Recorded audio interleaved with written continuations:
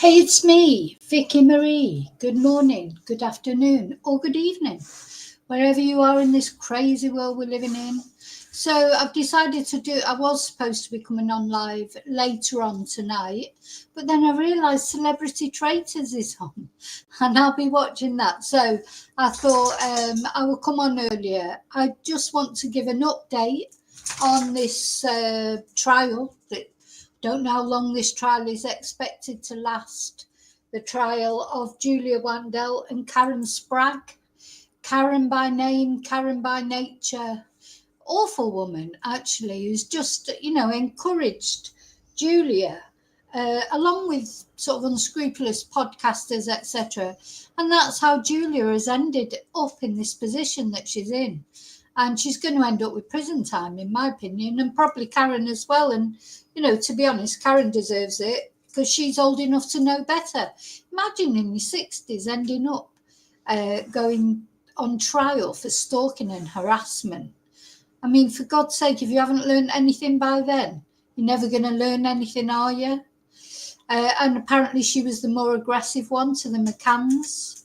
So just awful. And Julia is a young girl who, to be honest, I am losing more sympathy with her every day when I hear of the things she's done, stalking sort of children, really, or, like the children of the McCanns, Emily and Sean, and the children of the Tapas people, children who were friends of Madeleine when she was a little girl, who have got nothing to do with this, using them for her own manipulation. I lose sympathy with her, more and more sympathy day in, day out. I'm trying to feel sorry for her. She's got mental health issues, but maybe she's just a little spoiled, entitled sort of, narcissist. So, every day I sort of start thinking that a little bit about her. Anyway, the trial's continuing. I'm just going to bring you up to date with what happened today. So for anyone who's been on the planet Mars, maybe you went up there with one of Elon Musk's spaceships and doesn't know about the Madeleine McCann case. I don't think there's anybody, surely, that doesn't know about this case. The most famous missing girl ever. Which is not a nice accolade to have, is it? Something happened to this girl in 2007. Someone took her, or she had an accident, or she wandered off, or all we know is, really for certain, is she's never been seen since. Now, there are a couple of interesting things that the detectives said today. One of the detectives giving evidence as well, because this, at the end of the day, this investigation is still open.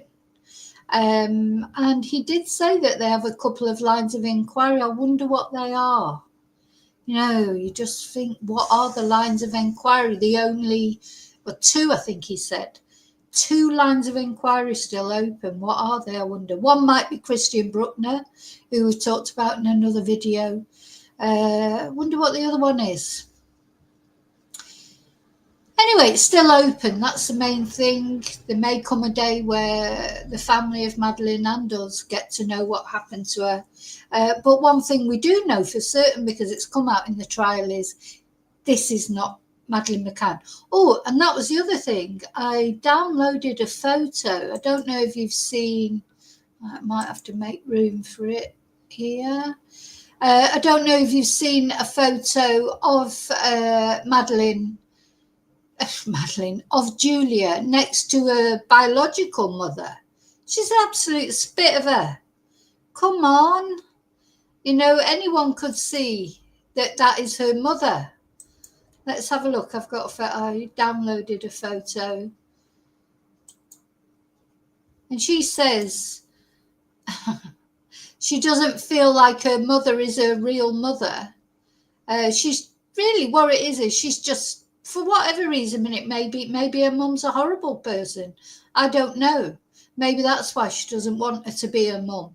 Or maybe, as I say, she's just an entitled little brat who,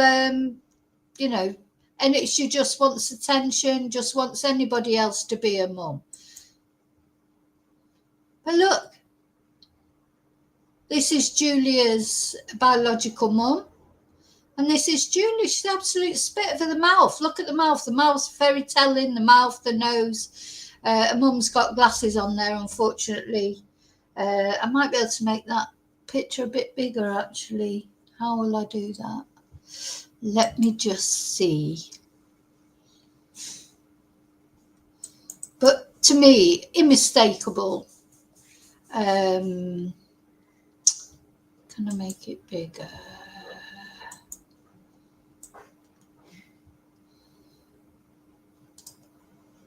Yeah. As I say, she's got glasses on. Is that her there as well? I wonder if I can.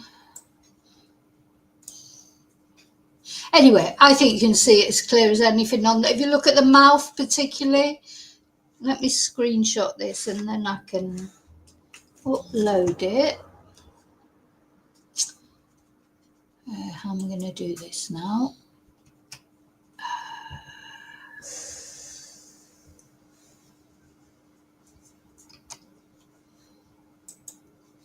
I upload the screenshot.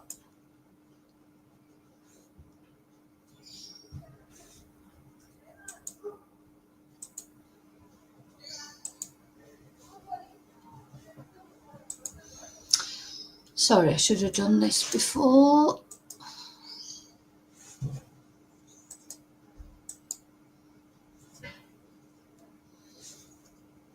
To me, the features are unmistakable. There.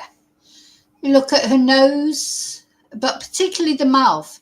And that's what's so different with Madeleine, I think. The mouth is so different and the nose is so different. And you can see that clear as day that this is Julia Wandelt's mother. Not Kate. She looks nothing like Kate. Nothing whatsoever. I mean, she couldn't look any further away from Kate. She's got Emily's hair, maybe, but nothing else. She looks nothing like Sean. So anyway, or Jerry. Looks nothing like Jerry. See, that's the nose. Gosh, Jerry always looks so sneery, doesn't he? Yeah, I know that's probably that's just the way he looks, but whenever I look at a photo of Jerry, he always looks like he's looking at me as if to say, you know, like I'm just a piece of dog poo on his shoe. I'm sure that's how he would think of me. I don't know. But maybe that's just his normal look. So, no, this is Julia's real mum. And personally, I think it's unmistakable. But anyway, you'll let me know what you think. As always, we've all got our views. I'll just say hello to anyone. Hi, James. It's like listening to your mum. Okay. Oh, that's better than grandma. I probably could be your grandma. I was just going to say, James, how is she looked on in Poland? Because, you know, it's a shame. It's a shame when somebody is that deluded. And I do think she's been led astray, bless her. But through this trial, I have seen that she's so manipulative. And the fact that she's been stalking like the people that were children at the time that have got, you know, nothing to do with it. And then, you know, a targeting of Kate, calling her mummy, but she doesn't call Jerry daddy because she knows Jerry just wouldn't have it. But yeah, so I've started to think she's actually not a nice person at all. Hi, Lily. And hi, lovely lurkers. Thank you for watching. Hi, replay crew. Thank you for watching. I know I'm always a bit too spontaneous with my lives, but I have to just do them when I get the chance. You know, there's all sorts of other things going on normally in my life. So, you know, I normally, you know, plan them and then it never happens. Oh, dear. People think she's insane. Yeah, well, The trouble with Julia as well is she actually won't accept help, will she? Because the thing is, if you've got mental illness, which maybe Julia does have or probably has, you have to acknowledge it, because otherwise it's impossible to help. So people have tried to tell her, she is not Madeleine McCann, but she listens to the other people, like the unscrupulous YouTubers who just want the clicks out of an interview with her. Karen Spragg, who for whatever reason she's encouraging her. Julia listens to them. She doesn't listen to the authorities. Even now she's had the DNA tests when she was arrested. She's still not listening. So this is a problem, isn't it? Anyway, so we're going to look at what happened today. Now, today, the people that gave evidence were two of the Tapas. Remember there was the big thing, or the people that were there on holiday, and two of the Tapas people gave evidence in court today. This is them, and this is Mr. and Mrs. Payne. It's Jane, is it Jane Payne? I can't remember her first name, unfortunately. Let me have a look.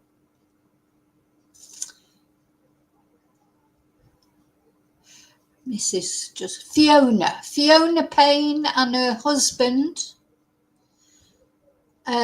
David. So they gave evidence today in court. So she's been stalking them, and not only them, but their daughter, who was a friend of Madeleine's, because of course they all went on holiday together, didn't they? So it's quite significant, isn't it, that they would do that? So yeah, we'd just finished listening to the detective's evidence. Let's sort of take it up from there, just to remind people. So this is Fiona and David Payne. This picture was taken a couple of years ago. They were there, and I'm also going to read you the evidence that they gave to the PJ files, just so that we remember what they said at the time. I'm trying to decide which order to do it in. I think we'll start with today's court hearing. So the detective, Detective Cranwell, who was the one that was telling us yesterday that, she had been tested, her DNA had been tested. The DNA profile was compared to Madeleine's, and she has been ruled out as being her. And he said that 12 people have come forward claiming to be Madeleine McCann, who all contacted Operation Grange via email. Even just 2 months ago, somebody came forward and said they were Madeleine McCann. I wonder if that's the American Madeleine McCann, because there's a woman in America says that she is Madeleine McCann. So now only 3 officers are on the search. Resourcing has been reduced. But he said we are still working with Germany and Portugal. Now, I know they did receive some money this year because there was a big outcry about it, but it was much, to the Operation Grange, it was much reduced from what they used to get, of course. But I think £13 million have been spent on this investigation. And I bet there's a lot of people out there with missing children who are fuming at that, who feel that only a fraction of that, probably not even £1 million has been spent on their missing child. So there's been a lot of money spent on this child, on finding Madeleine. And I'm not against that. It's just that it's a shame for other children that are missing. So he then finished his evidence, and then David Payne started giving his evidence. So let's just put their picture up again so you can put face to the name. So this is Fiona and David. So this is David's evidence. that we're going to read through. Let me just make sure you're all okay in chat. Hi, Paul.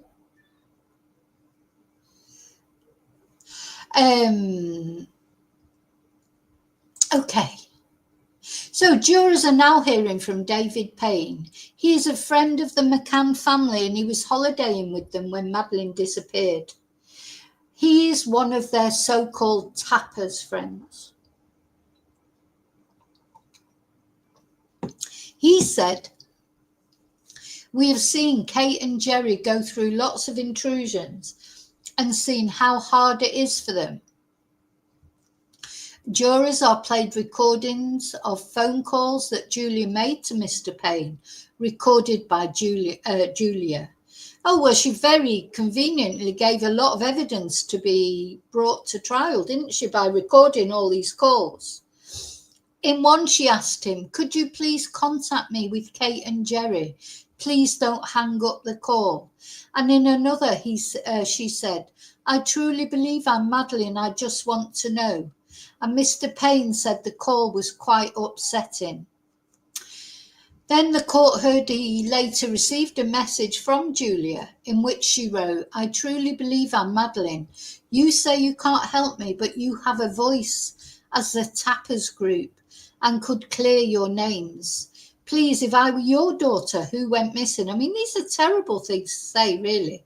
'If I were your daughter who went missing and a girl turned up but was being ignored, can you imagine how your daughter would feel?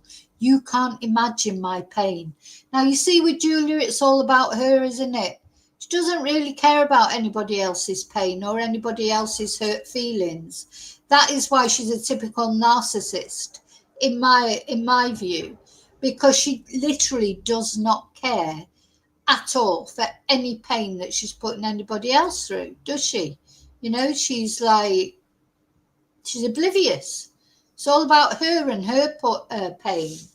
Hi, Lily. Oh, I think I already said hello to Lily. Sorry. I just realised you're saying hello to Empol. So, she's very uncaring, isn't she, for anybody else's pain. And she'd be putting a real mum through a lot of pain with all this as well. In another message, she's alleged to have wrote, "I could hear the sadness in your voice, David. Are Kate and Jerry scared? Are you scared of someone? David, you are the only hope I have now. Imagine it was your daughter. Just please tell Kate and Jerry all the things I've told you." Gosh, you know, and I know I've mentioned it a few times, but if you've ever been stalked, this is what they do. When they can't get hold of you, this is what my ex-partner did. So then they ring around all your family and friends or any number they can get hold of. They contact anybody else if they can't get hold of you. And that's what you feel bad then as well, because you're putting you feel like you're putting the other people through it. But it's not, it's the stalker that's putting them through it. But they will go to any lengths. You cannot underestimate how scary it is. Unless you've ever had a stalker, you cannot imagine how scary it is. You just can't.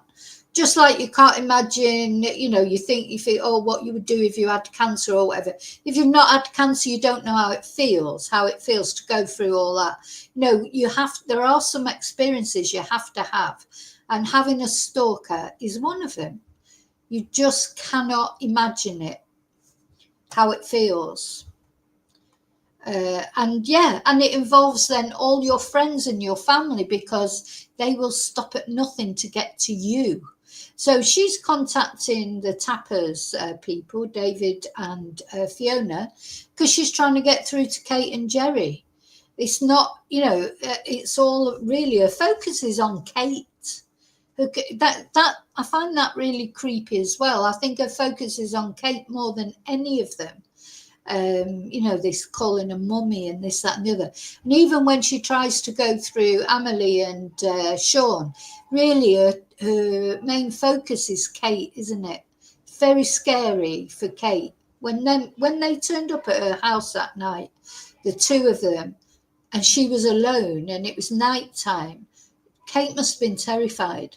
You know, whatever you think of Kate or don't think or whatever you think happened, whether you hate Kate McCann or whatever, that would have been terrifying. Nobody should have to go through that. So the court heard that Julia sent Mr. Payne a message on Christmas Eve in 2024, which read, "Merry Christmas, David, the truth will set you free." And asked about the messages, he said the content was concerning. It was hard knowing that someone was claiming to be Madeleine and the impact that would have on Kate and Jerry. Now, most of the people who've claimed that they're Madeleine, like the policeman said there have been 12 other claims, they go through Operation Grange.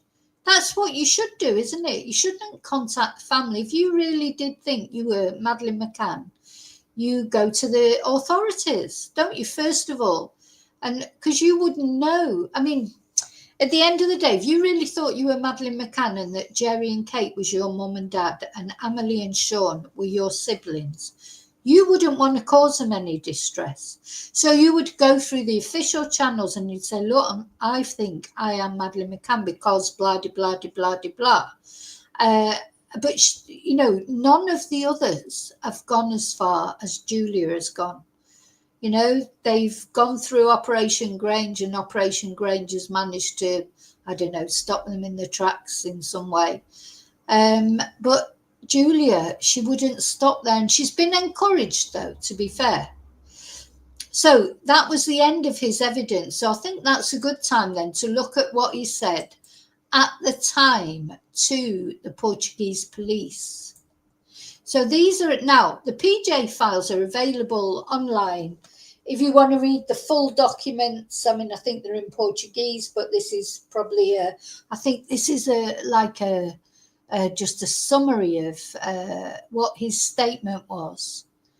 They're freely available online. It says pages 6 to 66, 2 pages compressed into this summary. David Payne's statements were taken the day after Madeleine's disappearance, May the 4th, 2007 at 2:45 p.m. As with all the others, David was accompanied by a sworn interpreter, A. Francisco M. The statement was recorded by Inspector Patricia D. The words at the beginning of an interview are invariably the same. They are mandatory type words. They form the legal basis of the document. And they're just not going to go through that. So on the subject we are recording, it is shown that the interviewee made this statement voluntarily, that he has been on holiday in Portugal since April the 28th, 2007, staying at the Ocean Club Praia da Luz, that he plans to return to England on May the 5th, 2007, that he has known Madeleine's parents for around 5 years, that he was on holiday with Madeleine and her parents, that he came with a group, that the group is composed of 9 adults and 8 children. Actually, I'm going to take the photo off of this because I want you to see it.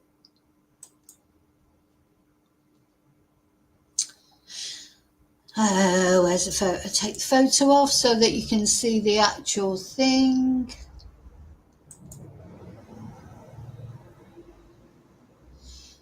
Right, I've missed a couple of people coming in. Hi, Moonbeam. That's okay, I hope you're well. Hi, Annie. Yeah, I feel like that, Annie. One day I'm fuming at her and the next day I feel sorry for her. But I must admit, as this trial's going on, my sympathy is fading. But I do think she has been encouraged, you know. Yeah. You know, and she may have had trauma. She says she has. She says she's been abused, but I don't even know about that, to be honest. Oh, Moonbeam, I hope you feel better soon. Okay, let's carry on.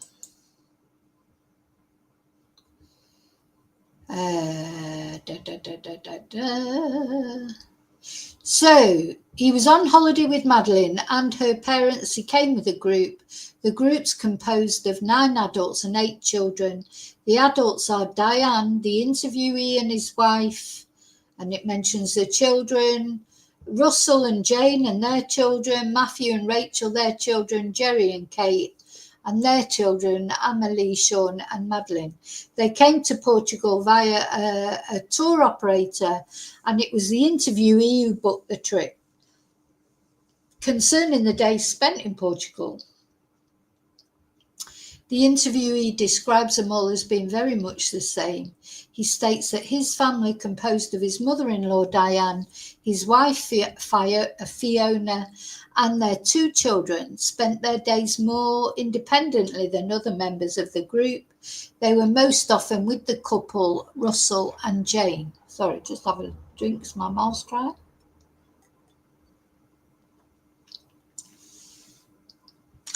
Concerning the days spent in Portugal, the interviewee describes them as all being very much the same.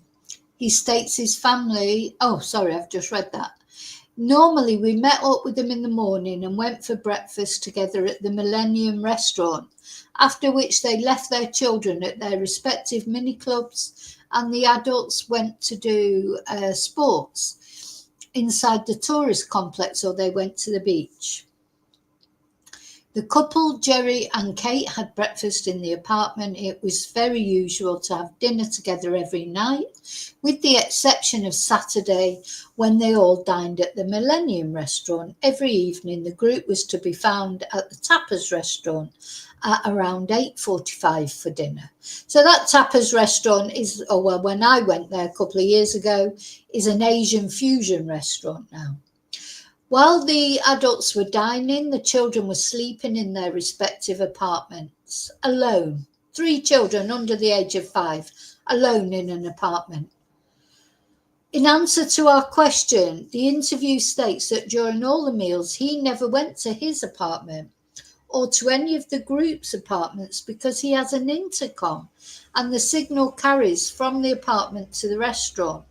The other members of the group went randomly every 20 minutes to their apartments to make sure their respective children were asleep. Now, that's always been a bone of contention, isn't it? Because he's saying 20 minutes, but sometimes they say 30 minutes. I don't believe for a minute they went every 30 minutes. Anyway, that's what they said. Concerning yesterday evening, he states that he, his wife and his mother-in-law arrived at the restaurant at around 8:55 p.m. I mean, the thing is, there are so many adults there. Why did they have to leave the children on their own? You know, couldn't they have taken it in turns that one person sort of babysat all the kids one night? I mean, they were on holiday. They didn't have to be up for school or anything.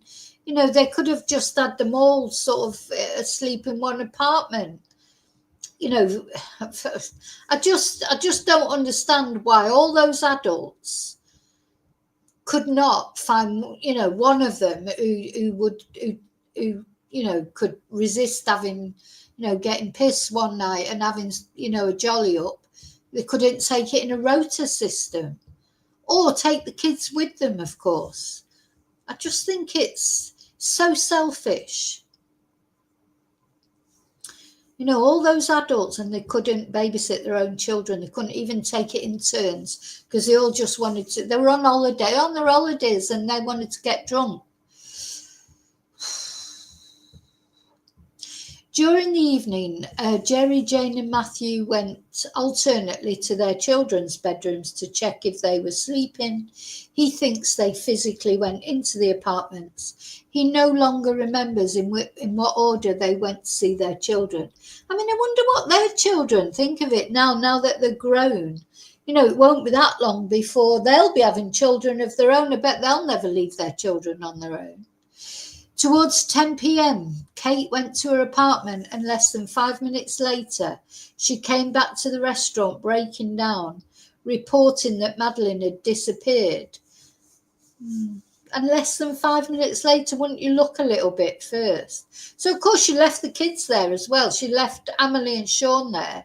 She went in the apartment, saw that Madeleine was missing, It'd take her 5 minutes to get back, to walk back. She must have just literally put her head in and come back out again. And she left the other two kids on their own there. Now, she could have shouted over the balcony for them to. I couldn't have left my two kids there, my two-year-old kids. One of my children's disappeared, and I think they've been abducted. Did she not even look around for her or outside or anything to be back so quickly? You know, it is all strange, isn't it? You know, no wonder people are suspicious. I mean, I don't know what happened to Madeleine, but it's just so wrong, and what they did, and you know that if that would have been anyone, if that would have been me, because I've always been a single parent, so I'd be like, oh, you know, it'd be single parent leaves their child alone in apartment and it gets snatched, and then, you know, anyway, never mind. And then everybody went to the apartment occupied by Madeleine's family. He remembers comments concerning the fact that the window and the shutters were open when they had remained closed throughout the week.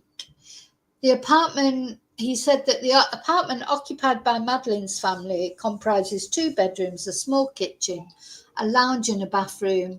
The lounge has a door which gives outside access in the direction of the restaurant. It's not in the direction of the restaurant at all. Now, I've been there. That is a lie. It does not give access in the direction of the restaurant. You go out of the apartment and you go down the stairs and you're on a completely separate road, and you have to go to the end of that road, turn right, walk up the road, go up to the... You see, it doesn't give access in the direction of the restaurant. You could see, like, you could lean out the window, and she could have probably leant out of the window and shouted them at the restaurant, and they probably would have heard her if she shouted loud enough.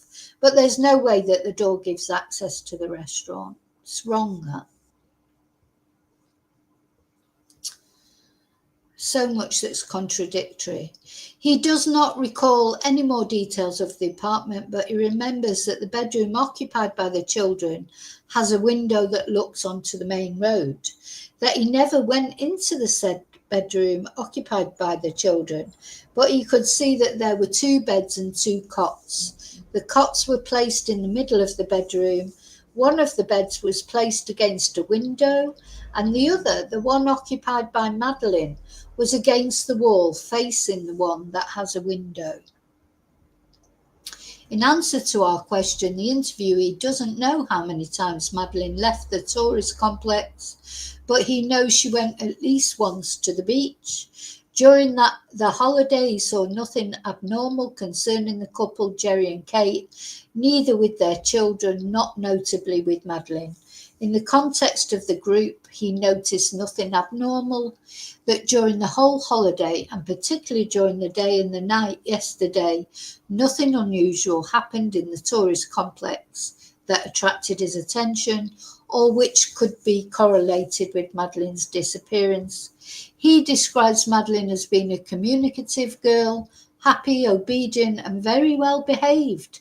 I thought that she was quite a handful, but, you know, again, that's another contradiction. I don't know.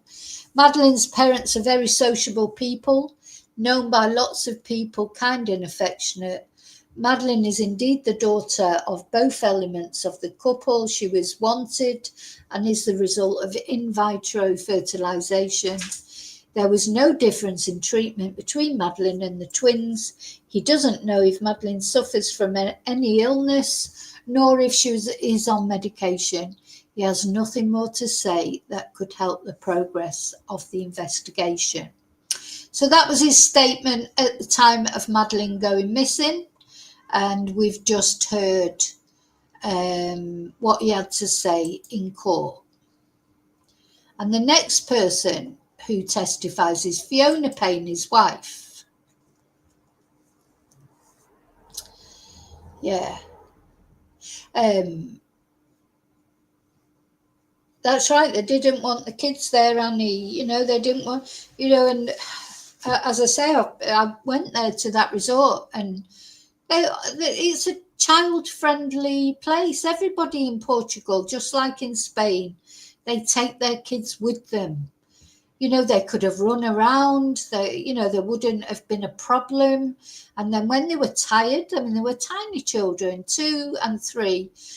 They could have just pushed them off to sleep in their pushchairs, or put 2 chairs together and laid them down. That's what me and my friends have done for years with our kids. You know, if we couldn't find a babysitter, we took the kids out with us. You know, they are very selfish people, I think. And the other thing, you know, that annoys me is they never admit it. So if just once they would say, well, you know, we never should have done that. They've never said that, have they? They defensive about it. Oh no, you know, it's just like, you know, having dinner in your garden. You know, they've never once said, yeah, we were wrong to do that. They've never admitted being wrong to do it, and they were wrong. I think they would have got a lot more sympathy if they said, oh, we can't believe we did that, and we're sorry we did it, but they don't. Anyway, so then Fiona Payne, let's have another look at the photo again, just so that we know who we're talking about.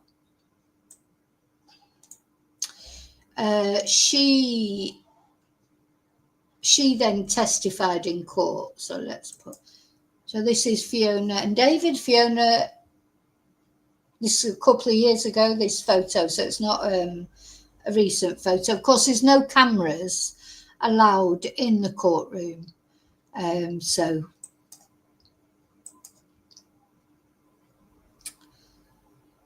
Fiona Payne has not taken the stand. I think they mean has taken the stand, and told the jury she has known the McCanns for around 25 years.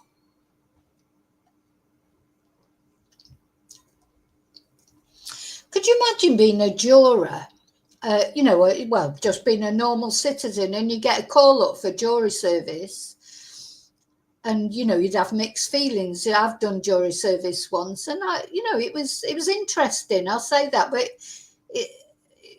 you know, you'd be thinking, oh God, what case am I going to get? Is it going to be a murder? You know, and then finding out that the case you've got is the Madeleine McCann case. You know, the story. I mean, you'd be like, bloody hell! You know, talk about notorious.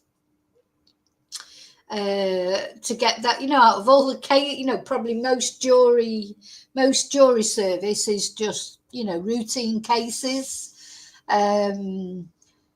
Like, I don't know, that because there's actually, believe it or not, I know, because you know, I'm a true crime channel, and you know, you think there's bloody murder every 30 seconds. I mean, there probably is all over the world, but you know, it's actually quite unusual. Murders are unusual, believe it or not, on the big scale of things, you know. But just the thought of you getting called up for jury service, and then you get there and it's like, oh, by the way, it's the Madeleine McCann case, one of the most famous cases. It must have been a bit of a shock. So jurors were told she was with the couple on the day Madeleine disappeared. She said of the claims by Wandelt to be Madeleine, I recall Kate being very upset about it. And Mrs. Payne said Wandelt first contacted her in October last year, shortly after the defendant rang her husband.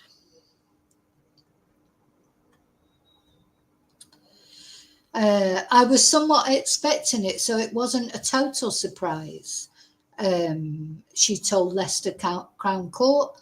Jurors were played a recording of Mrs. Payne hanging up after Wandelt introduced herself, and Mrs. Payne said she also received messages from Julia via Facebook Messenger last year, but only discovered them last week when she checked her spam folder. I found a catalogue of messages from a person called Julia, including pictures of DNA reports, she said. In one message, which was read to the jury, Julia wrote, "Hi, from what I've learned, You are one of the few people who still believe Madeleine is alive. I really need to have my DNA samples compared with Madeleine's parents. Please help me. I really don't lie. I remember them. Mrs. Payne told jurors her daughter was also contacted by Wandelt. So this was the fatal mistake, if you like, that Julia made. When she started contact, I think, the McCanns are probably used to nut jobs contacting them, aren't they? But when they started contacting Amelie and Sean and then their friends and then their friends' children, that was the last straw. And, you can't be surprised really about that. The messages were along similar lines, but perhaps more emotive, she said. It's really difficult. She's a vulnerable young adult who has been personally affected by Madeleine's disappearance. That's her daughter she's talking about. So she had the good sense to ignore them. I felt angry that Julia had sought to manipulate her. Oh, yeah, look at that video there. It's about Christian B. I did a video about him as well earlier, about how he's coping after he's come out of prison. So that was all really she had to say. And then an imaging expert, Simon Biles, spoke, and then very shortly afterwards, it finished for the day. Oh, and it will resume on Monday. So that means there's no evidence tomorrow. Tomorrow is Friday. No, tomorrow's Thursday, isn't it? That's strange. Today's Wednesday. So there's nothing now till Monday. So just to let you know that. So let's just go to, so I read you the PJ files.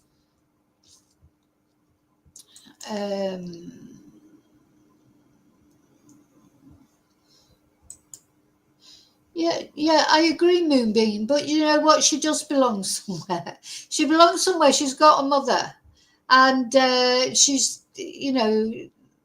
she has a family. I'm torn. I can't decide if she's just an entitled little sort of, millennium, like just doing it for attention and not caring who she rides over. And then I do sometimes then feel sorry for her. But since I've been following this trial, I've felt it more difficult to feel sorry for her because I don't think Julia cares about anybody else's feelings. But maybe she can't because of a mental illness. Maybe it's incapable. To me, she's just in her own zone.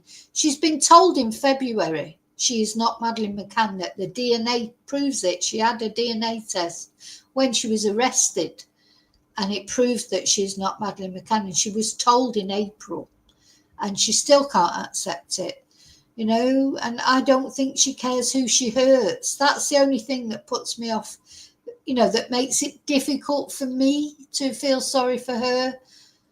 A sort of 1 minute I feel sorry, like Annie said earlier, 1 minute I feel sorry for her, and then the next minute I'm just don't feel sorry for her at all. Now, this is a very long interview. It's not a summary. I don't know if there is a summary somewhere. This is a 90-minute interview with Fiona Payne on the 10th of April. Oh my God. 90 minutes, it's a long time. And it's the whole interview, so I think if I can just pick out the important bits, because I'm not going to read all that out. So she says, I'm 35 years old. I'm 35 years old. I work as an anaesthetist at Leicester and Leicester Registrar. I'm married to David Payne. We've got 2 children, Scarlett, who is the youngest, who will be 2 next month, and Lily, who is 4 in August. So these children, because this was, 17 years ago, 18 years ago. So these children now are like 20 and 22. So they're not children, they're young adults like Sean and Amelie. We have a fairly uneventful life, really. We are quiet.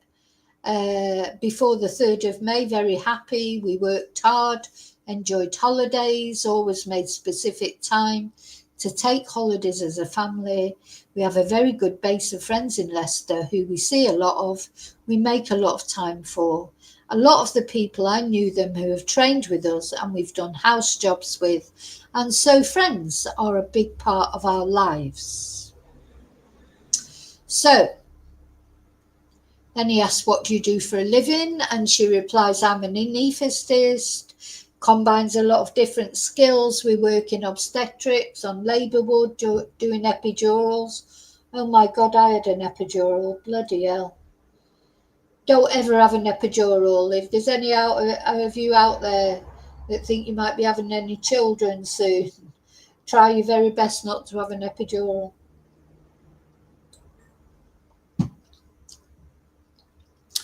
Having said that, I was begging for it at the time because the pain was so bad, but it didn't work, so it was pointless, and it affects your back forever.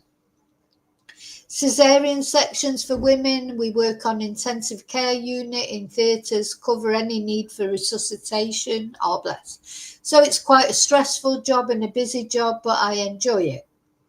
And she'd been an anaesthetist since around 97 in Leicester. And since she had the children, she works part-time 3 days a week. So the holiday was booked by the Paynes. And they asked her how it came about, who suggested it, who had booked it. Oh, I'm not going to read all that out. Let's see. So we'd all been on Mark Warner. Of course, it was a Mark Warner holiday resort then. Yeah. He said they all offered a babysitting service. When Dave and I went, we didn't have children, but we were aware we met lots of couples that were using the babysitting service. So we were very familiar with the ethos of Mark Warner. Oh, we assumed that the Portuguese one operated the same way. But it was only after booking that I specifically went through and said, well, it doesn't actually mention the baby listening service. And I rang up to check because that was a big part. You know, we wanted to be able to have the social aspect of a holiday going away in a group. And yeah, because it's not, this is so right. Because they said it's a bit more spread out and we can't put you all together in the same block. Because this complex, the apartments are not part of the complex. They're separate, completely separate. So you could, you know, the McCanns were quite close to the complex, but the others could have been, the apartments are, you know, spaced out. They're private apartments. They're not part of the complex. So, yeah, they said, we can't put you all together in the same block. And that, again, was a bit annoying because they didn't have the baby listening service. But couldn't they, while they were on holiday, just put all the children in one room or in 2 rooms, you know, and take it in turns to sit with the children? I don't understand this, why they all had to go out. All the adults, all those adults that were there, they all had to go out at the same time. They couldn't make a rota service. They would just pop in to see if the kids were all right every half an hour. I bet it was every hour, more like, if even that. Because you know what it's like when people get out and they get chatting and what have you. I don't believe for a minute they were there every 20 minutes checking on them kids. But they could have taken a rota, so even, you know, an hour each. So say Jerry went and sat with the kids for an hour and just made sure they were all right. And then Kate took over for an hour. Why did they have to leave them there? Anyway, so she's saying that they thought there was a baby listening service and there wasn't. Let's see. So we thought at least in the evenings we could put them to bed with our baby monitors. We could at least sort of have a drink together on a balcony and still all be together. Yeah. You know, why didn't they get takeaway from the Tapas restaurant and sit on a balcony? I don't know. You know, it seems like it was all booked. Wasn't booked as a family holiday to spend time with their families. It was booked as a holiday to to whoop it up with their mates.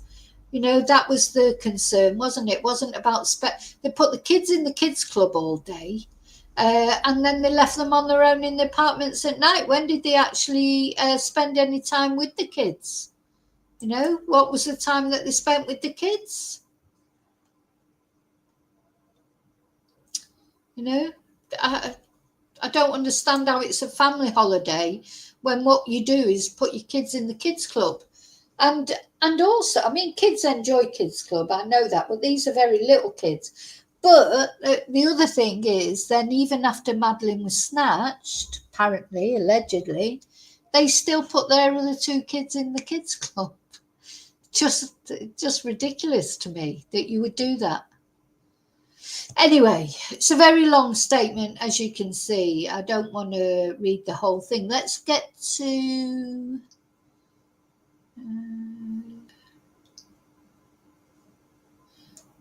Oh, so she says, I can't even remember the number of the apartment I was in.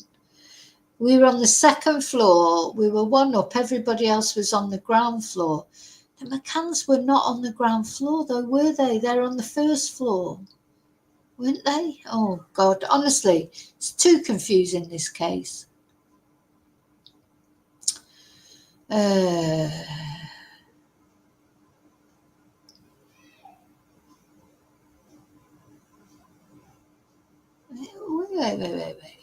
So the Millennium Restaurant, that's the one down near the beach. That is a long walk down to the beach. That's what I put on my TripAdvisor when I made a review. I mean, it was lovely. The people at the complex were lovely. The reception staff, everything. They were the reception staff. The man who owns it now, he was working there on the night that Madeleine disappeared. He was very interesting to talk to, but you know what, nobody thinks Madeleine was snatched. I'll tell you that now. Nobody that was there on that night thinks that Madeleine was snatched. So I just put that out there. I spoke to a lot of people who are still working there, because that's a place where it's a family place. They've still living there, working there, and none of them think Madeleine was snatched. So just interesting, isn't it? Why they think that. They've got their reasons. But the Millennium Restaurant, I think, is down at the beach, and it is a long walk. And it's a long downhill walk, which is all right going down. But when you're coming back up, it probably wouldn't be that bad at night after you'd had a drink, but trying to get back up, I say trying to get back up, I mean, you did get back up, but coming back, you had to try and get back before the sun got too high in the sky, because walking up from the beach, I'm not as fit as the McCanns. I'm a lot older than they were at the time, and also they're super fit, aren't they? And probably their friends are as well. But walking up that hill coming back as soon as it got to about 1 o'clock, and we went in, wasn't summer when we went, it was, in fact, it was quite chilly when we first got there. When was it? I think it was May when we went, and it was like the weather changed in the few days that we were there. We were there about 5 days, I think. And when we got there, it was quite, not chilly, but windy, and that, it wasn't really hot. But the weather changed within 2 days, and by the time we came back, it was really hot. It was beautiful. I'll tell you what, it's a beautiful, beautiful place. But the beach is at the bottom of a big hill. So you need to be, and even the apartments, because they're dotted about all around, you had quite a long walk from the complex to the apartment where we stayed. Anyway, it wasn't as close as the McCann's apartment was. So there's a lot of walking, a lot of steps. So it's just something to be aware of. If your mobility wasn't brilliant, I mean, mine's not brilliant, but I mean, I'm not that bad. But if you were just that bit for, if you had any problems, and I don't think that was made clear in like the advertisements for it and everything, that you would need to be a good walker to get up and down the hill there to the beach. You know, there's not exactly just taxis hanging around because it's a very quiet place. It's a funny place to take children, I think, to be honest. That struck me. I thought, I mean, there were children there. There were lots of families there with children of all different nationalities. But I thought, really, I wouldn't want to take my children somewhere like this because it wasn't easy to get around. When you take kids away, especially, you know, if you're going to put them in kids clubs and things like that and let them you just want to go somewhere that's easy, don't you? Somewhere that's easy to, you don't want to go somewhere complicated to get to places and stuff. But I don't know. And also, I was told, and I don't know if it's true or not because it was just what someone told me, that they spent quite a few times that they left the kids and went much further than the Tapas bar and went down to that Millennium place on the beach. So I don't know. But yeah, it's not an easy place with kids unless you just stayed at the Tapas bar. Okay, so you can see there's a lot to that. I'm not going to read all that out. But yeah, I'll try and remember to put the link in the description or something, though it's easy to find. The PJ files, Madeleine McCann, and it'll all come up. Yeah, it's too much to read that, unfortunately. Maybe one day. I've already done a lot of speaking, but yeah, it does. It is a case that gets more confusing as time goes on, isn't it, Moonbeam? You know, will we ever know? Will we ever know the truth? I don't know. I don't expect we will, but maybe we will. But the one thing that we do know so far is Julia Wandelt is not Madeleine McCann. God knows what's going to happen to this girl. If she ends up if she's found guilty, I think she'll be deported. Because isn't that the rule now in the UK, that if someone is found guilty who's not, a resident, like who's not a national or whatever. I mean, Julia's only there on holiday. She's Polish. She's a Polish resident. Really, she's got nothing to do with the UK. So if she's convicted, won't they just deport her instantly? And she'd have to serve whatever time, surely she won't serve any time she ends up doing in a British prison.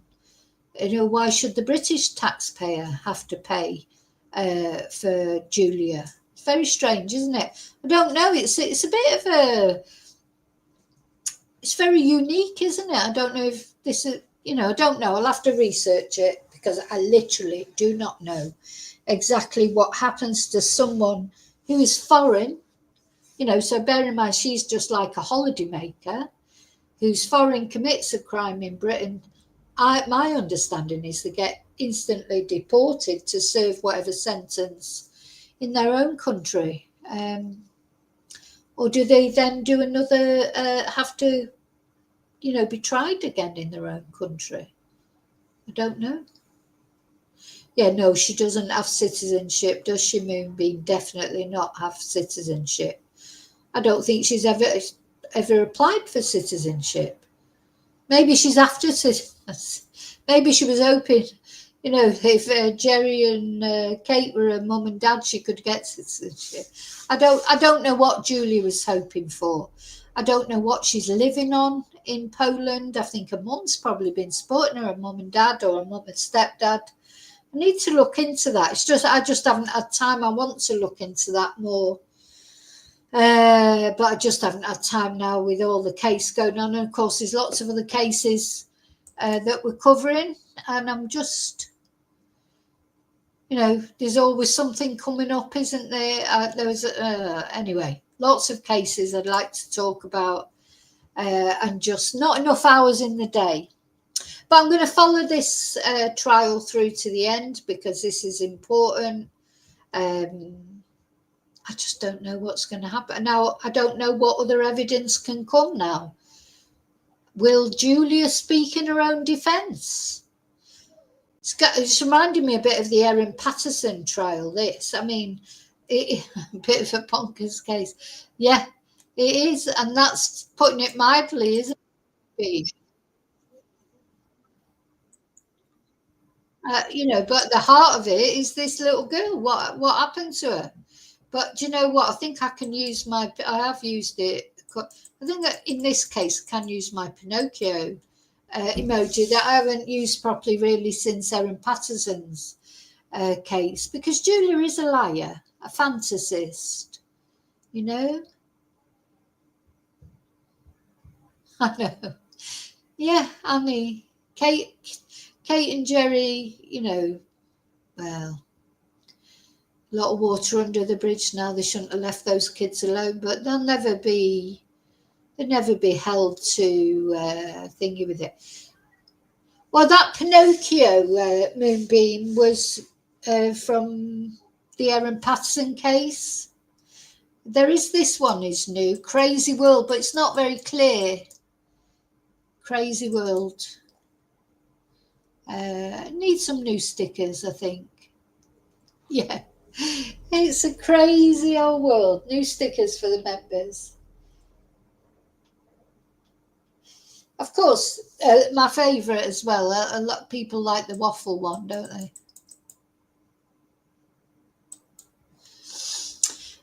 Yes, we've all got mixed feelings about this case. You know what? A mixed feelings emoji. Yeah, we need it. I'll tell you what, in members tomorrow night. So just to let people know, why not become a member and join our members live on a Thursday? We always have a members live on a Thursday evening.